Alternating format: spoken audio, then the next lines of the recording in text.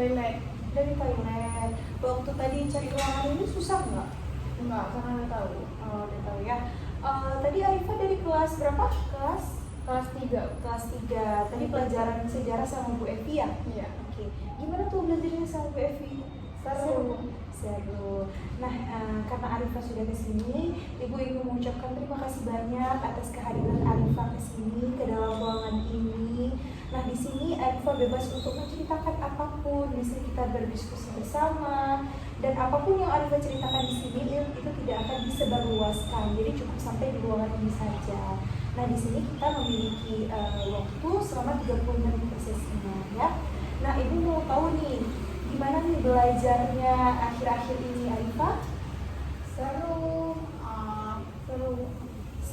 Nah, apa yang Arifah pikirkan, apa yang Arifah rasakan akhir-akhir ini nih selama pembelajaran?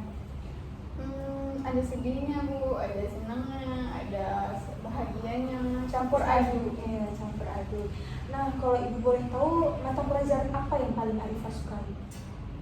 Mata pelajaran MTK Bu. Matematika. Wah, keren sekali ya, Arifah suka matematika. Nah, apa yang membuat Arifah sangat menyukai matematika? Karena kan Bu, kalau matematika tuh serunya karena menghitung, itu suka hitung. Oh, Arifah suka hitung. Kalau Ibu boleh tahu, serunya tuh bagaimana? Seru karena gurunya yang mengajarkan, seru karena jumpa sama kawan-kawan, atau seru karena waktu dikasih latihan? Seru yang gimana itu? Seru matematika tuh Bu kayak semua sih Bu sebenarnya, kayak seru karena dikasih latihan, gurunya juga saya suka sama Ibu Maimunah tuh. Karena Ibu tuh ngajarinnya enak, jadi cepat nangkep juga. Habis itu kalau misalnya ada latihan tuh serunya tuh bisa kerjain bareng-bareng sama kawan. Jadi kayak kalau misalnya ada yang nggak dipahami ataupun nanti ada kesulitan, ada yang kawan yang bantuin.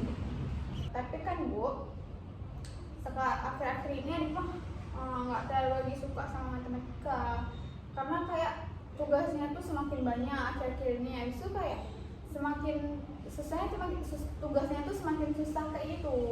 Jadi kayak dengan tugas yang banyak sekarang nih, jadi kayak Arifah nunda-nunda buat tugas ini. Ibu paham apa yang Arifah rasakan. Terkadang ketika kita sudah tidak menyukai pelajaran itu lagi, itu akan membuat kita menjadi beban tugas yang diberikan nantinya, ya. Nah, kira-kira nih, apa yang bakalan terjadi ketika Arifah tidak mengerjakan tugas yang diberikan? Kalau misalnya Arifah nggak buat tugas Bu, ya tugasnya semakin menumpuk. Habis itu nanti kalau misalnya nggak buat tugas, nggak berani masuk kelas karena tugasnya nggak selesai, marahin sama gurunya. Oke, baik.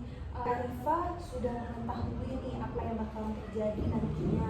Apa alasan Arifah untuk tetap memilih tidak mengerjakan ataupun tidak membuat tugas apa yang sudah diberikan? Karena kayak Arifah bilang tadi tuh Bu, kayak tugasnya tuh semakin susah kayak itu. Jadi kayak udah semakin susah, banyak. Jadi membuat Arifah kayak malas Ibu gitu. Oke, Ibu paham. Dengan Arifah tidak menyukai matematika itu lagi, itu akan menjadi suatu beban bagi Arifah karena tugas yang diberikannya itu sudah semakin banyak. Iya Bu, betul sekali. Kalau misalnya jadi beban sih Arifah karena tugasnya itu semakin banyak. Oke, kalau Ibu boleh tahu, pernah nggak sih Arifah merasa bosan nih dengan sesuatu yang Arifah sukai, dengan sesuatu yang Arifah senangi gitu?